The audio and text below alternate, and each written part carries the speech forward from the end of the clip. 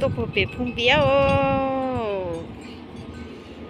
ตัวซ้ายล่ะเขากูผู้เป็ดพุ่งเบี้ยวผู้เป็ดบ่คำพุ่งเบี้ยว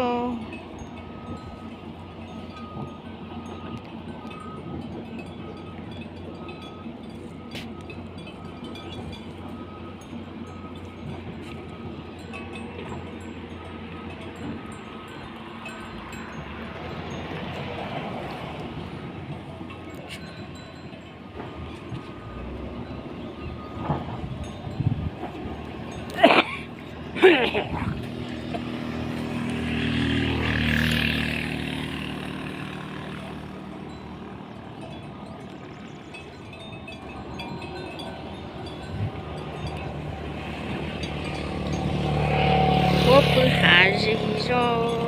考试考试了。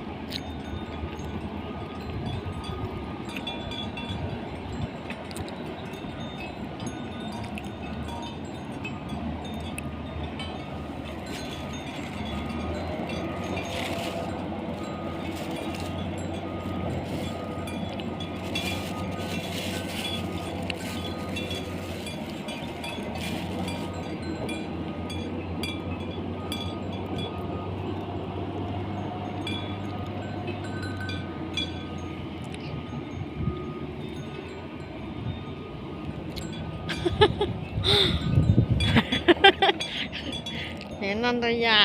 บ่เตะเอายาแก้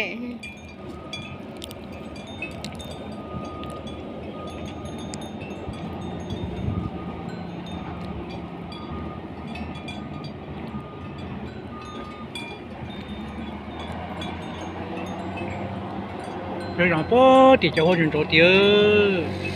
bây giờ mình sẽ kể chủ bột thì พุทธเขาปอกเกได้ดอกพอดี mình sẽ kể nên hiểu được con thổ con thà